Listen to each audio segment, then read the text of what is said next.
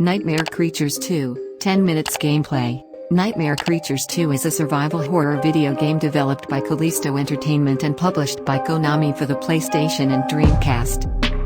In 1934, Adam Crowley, an occultist and antagonist from the previous game, has created a vast race of mutant creatures, which he is using to wipe out a group of monster hunters called the Circle. Meanwhile, Herbert Wallace, a patient at Crowley's genetics hospital, escapes from captivity, armed with an axe. He arrives in London, where he discovers evidence of a picture of Ignatius Blackwood, who in the previous game with Nadia Franciscus, had defeated Crowley. In a fire, Wallace is rescued from it by Rachel, the only surviving member of the Circle. They head their separate ways, with Wallace venturing to Crowley's castle, only to discover that Crowley himself is not there, but he is in Paris. He then falls down a chute, which leads to a biplane that he flies to France. Wallace enters a cinema, where he finds a note from Rachel informing him that she knows of Crowley's plans. He then proceeds onwards to a museum to meet up with Rachel, but unknown to Wallace, Rachel is captured by zombies.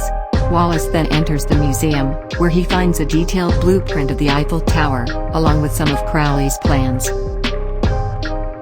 In a crypt that Wallace enters, he is attacked by zombies, escapes in a car, and crashes in an elaborate graveyard after getting assaulted by a zombie that hid in the back, where he finds a part of Rachel's shirt snagged on a tree. Wallace departs from the graveyard and falls into a sewer, which in turn takes him to the Paris underground, where he finds evidence of documents of ancient cults and a passage that leads to the Eiffel Tower.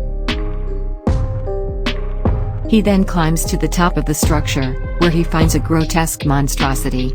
Using dynamite, he explodes the creature, only for the explosion to throw him off the top of the spire.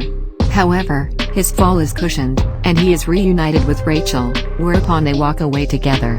Whether Crowley is plotting his next scheme or gone forever is completely unknown.